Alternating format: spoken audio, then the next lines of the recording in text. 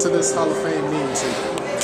Well, it's quite an honor to think of all the great players that have played at historical black universities, and to be a guy that they've chosen. This is the second inaugural, and it's pretty special. Been into the Pro Football Hall of Fame and several other Hall of Famers, even the Georgia Hall of Fame. I think this right here marks my 9th Hall of Fame. Wow. It's really special. Speaking of that, you being a Georgia boy out of Vidalia, Georgia, how did you end up in Baton Rouge, man? Well, you know, it's a long story, but I finished high school in 1966, and they wasn't recruiting the black athlete at the major universities here in Georgia. And I think it was a blessing for me because I was able to go out there and really get a true understanding of what black college football is all about, playing in the SWAC and having a great career, having great players to play with, and then moving on to the National Football League. So that's kind of how I wound up out there in Baton Rouge. What does Southern University mean to you? Well, Southern University obviously is a part of my life.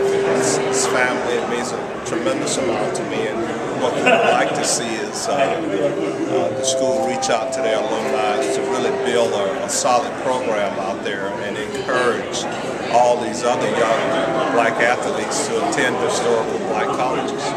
What does the Southern Grambling rivalry mean to you?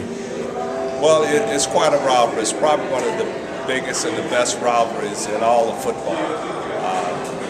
You know, when you get 70 or 80,000 people in the dorm down in New Orleans, and you have two teams going at it for bragging rights in the state of Louisiana, it's pretty special. Given that rivalry, is it tough to share the stage with two Grambling guys tonight? No, not really. I think it's special because we've gone from different universities and we've had different careers, but now we come together. It's all about the universities and the historical black colleges. It's not so much about Grambling Southern anymore. We all have gone and we've represented our universities, and it's just special to be here on this stage with all these great young men. And talk about you made it to the NFL out of Southern. First of all, talk about your experiences as a Pittsburg Steeler on those amazing Super Bowl teams, man. Well, you know, when I went to Pittsburgh, they were 1 win and 13 losses. They really was kind of the doormat of the National Football League. But with Chuck Knowles' drafting strategy, bringing in great players, I came in 1970 with Terry Bradshaw and Ron Shanklin, and I think we won 5 games that year. The next year, we was knocking on the door, trying to get to the AFC Championship. And, you know, within 4 years, we were in the Super Bowl and won it. And so I think back in those days, building through the draft, being able to keep players and develop players was a key thing. And that's what the Steelers done extremely well.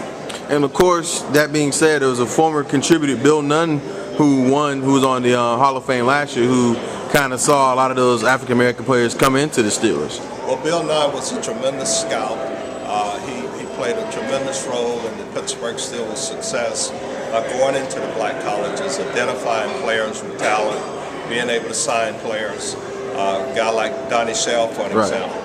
He signed Donnie Shell out of South Carolina State as a free agent, and Donnie went on to become one of the greatest strong safeties in the National Football League.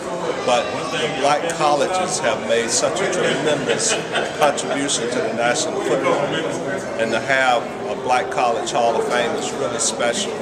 And it's a tremendous idea, I think, that Doug Williams and James Harris came up with, and I'm just honored to be a part of it. My final question is, do you still keep up with Southern University and their coaching staff? I do. I was at 2 games during the last season. Okay.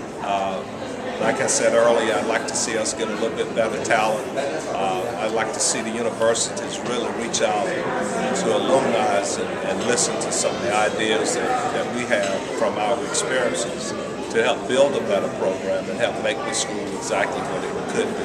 There's a lot of potentials there, but there's a lot of work need to be done. And did you watch the Super Bowl with your Steelers in this year? I was at the Super Bowl. You were there, okay. And good. Obviously disappointed at the results, but you know, when you look back at the Pittsburgh Steelers, 2010, the road that they traveled, playing without their quarterback for the first 4 games and losing a lot of offensive linemen, a lot of injuries.